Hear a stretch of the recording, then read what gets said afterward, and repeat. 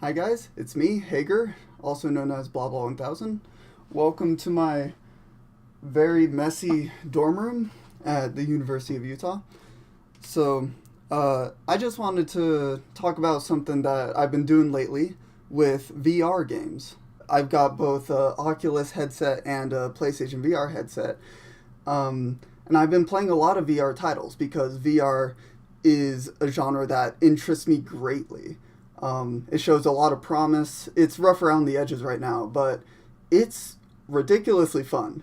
And if you have the opportunity to try out VR at some point, whether that's like at a retailer or a friend who owns a headset, definitely give it a try, because it's definitely like worth the experience.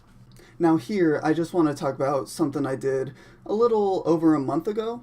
So I've been playing a lot of Steam VR games, and one of my favorites is a military simulator called Onward. Onward is a multiplayer team-based shooter, kind of similar to something like CS:GO, where you have to like defuse something and kill other players, but it's more focused on like the simulator side. You're not just gonna go around like quick scoping people or anything like that. Now, what you'll notice in a lot of VR titles is usually if you have like two controllers, whether that's these Oculus controllers or PlayStation Move or the Vive controllers, in a lot of arcade shooters, you'll have one gun attached to each, like either pistols or even if it's like a shotgun or something, you'll have it attached to each hand, so it's easy to point and shoot in like a gallery style video game.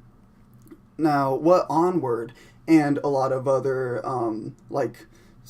shooting simulators do is they have actual two-handed weapons where like your right or left hand, depending on how ambidextrous you are, will be on the trigger, the other will be down the barrel, and then you can actually aim and shoot like an actual two-handed weapon.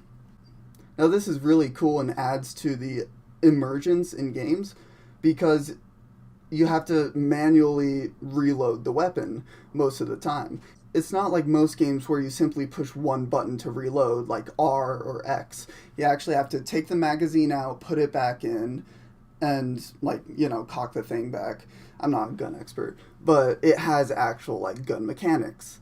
Now this is all really cool and adds a lot of hilarious multiplayer elements.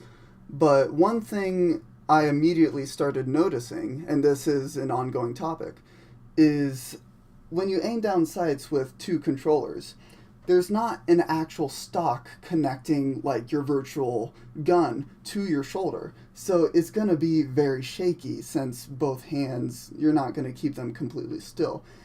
So if you have something like a 4 times or 8 times scope on top, you're not going to hit anything most of the time because you're just going to be there shaking your butt off.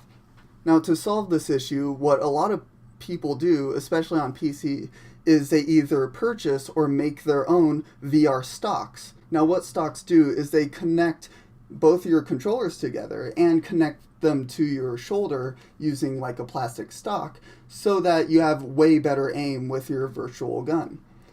So what I decided to do a little over a month ago was to make my own gun stock.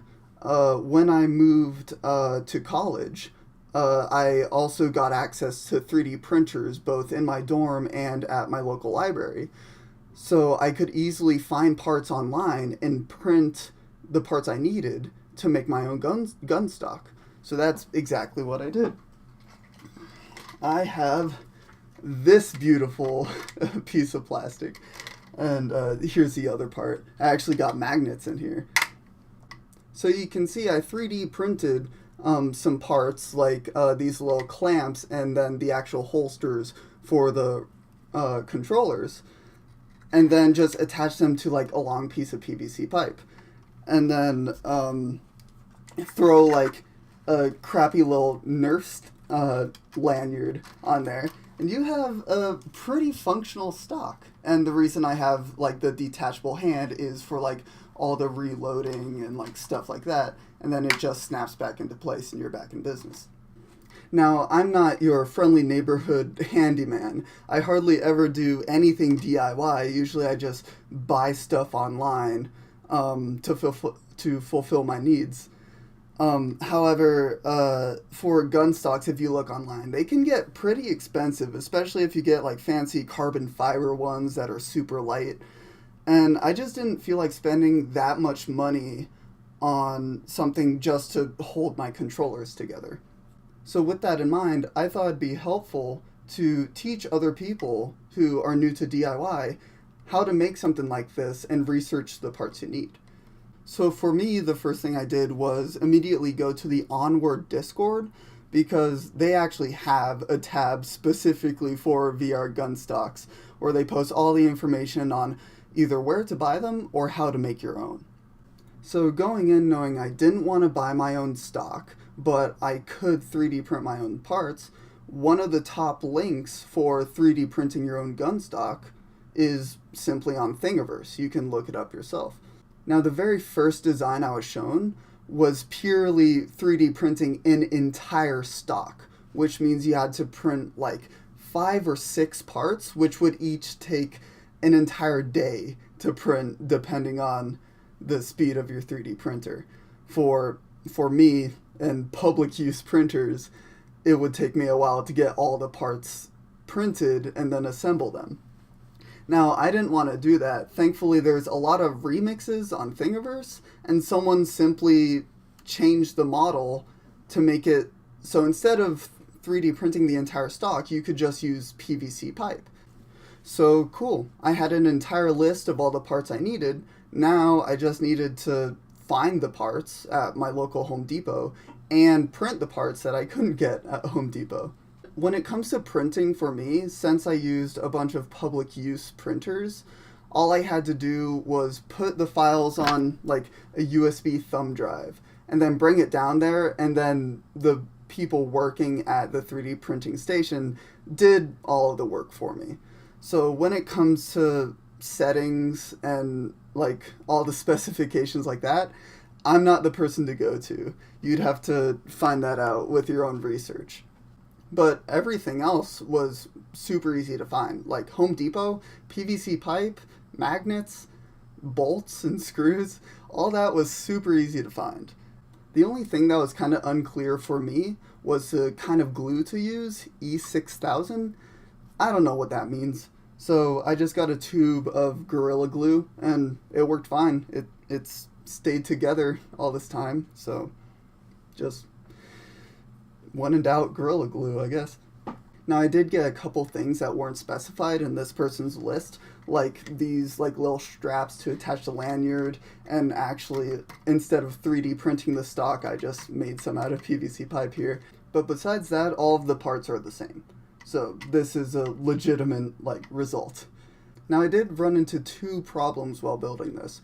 One of them was from the public 3D printers I had to use to get these parts. So once I find the parts, there we go. You can kind of see this is the very first part that I printed. It's, first of all, the color's disgusting, but it's kind of brittle. And I think, yeah, there's like a crack. I don't know if you can see it on the camera, but I immediately cracked it while trying to put the magnets in. So I ended up having to print the second one, which is, it's still a little bit flimsy, and it's still cracked on that one spot where I demolished it with Gorilla Glue, but it works completely fine otherwise.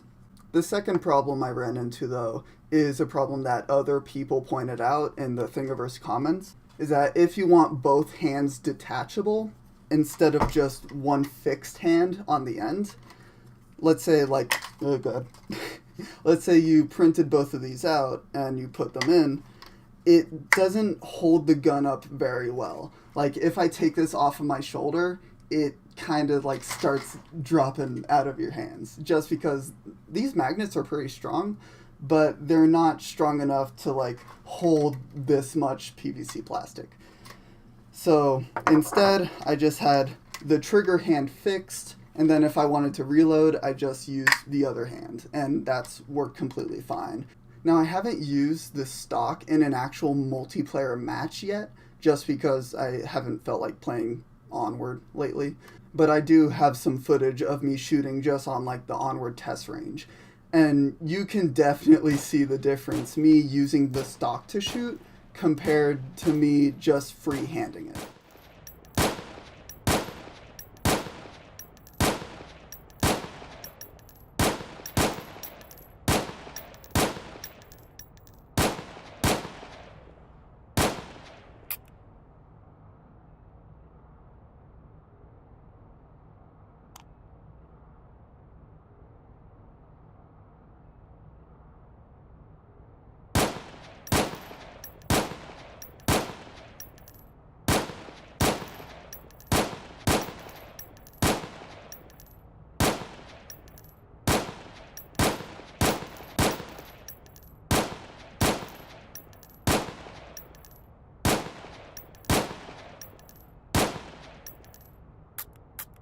So if you're playing a competitive VR shooter with two-handed weapons, I highly recommend you make one of these things or even buy one online because they do make a huge difference, and I'm excited to like get into an actual multiplayer match, start using this bad boy. Now, I do want to talk about VR stocks a little bit more because there is another option that has nothing to do with going out and buying parts or buying a stock.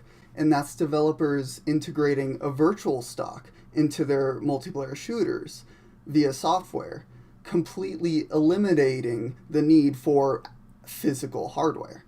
Brandon, a developer at Stress Level Zero, the same people who made Duck Season, talked about these virtual gun stocks in one of his development behind the scenes videos. But basically how developers create this virtual stock effect is they create a fake shoulder underneath the headset location. So when you bring your arms up, it connects your farthest controller to the shoulder, making it a lot more stable. Basically simulating the actual effect of an actual stock, connecting your shoulder to the gun you're holding.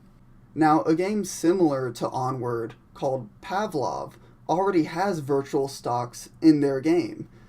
So my thought process was, well, if Pavlov has virtual stocks, then why doesn't Onward have visual stocks?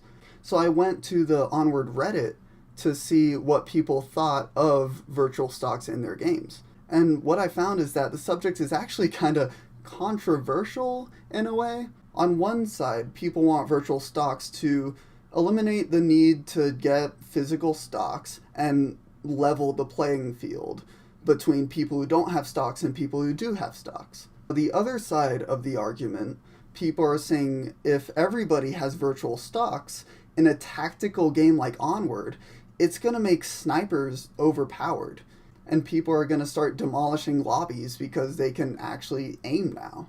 Now, I kind of side with the first argument because there's already people in the game using stocks to snipe, and no one's complaining about it being overpowered. So in my mind, leveling the playing field doesn't really have any downsides in this case. In Onward's case, I don't think they're ever going to have virtual stocks because a physical stock company started off their company because of Onward. And a lot of Onward tournaments are sponsored by this stock company. Business is business, you know. But just because virtual stocks might not be applied to Onward doesn't mean they shouldn't be applied in other games. Virtual stocks are great because it makes your game way more approachable to people who already have the necessary hardware and don't want to go out and professionalize their hobby with physical stocks and stuff like that. By developing VR technologies further and giving players more options as long as they're balanced, it's going to have a better effect on the industry and shape what games look like in the future. So, yeah, I figured that was worth sharing.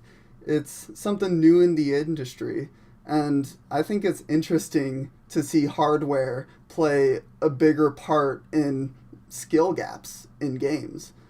There's always been stuff like pro controllers and even a console keyboard and mouse configuration box letting you use a keyboard and mouse in console games, which I think is crazy. But Yeah, I'd love to hear what you guys think about it, especially if you've played these competitive VR multiplayer games. It'd be interesting to hear. If you want to hear me go more in depth on how I made this gun stock, in case you want to make one yourself, I'll have a link below of that whole process in text form. So, yeah, thanks for watching.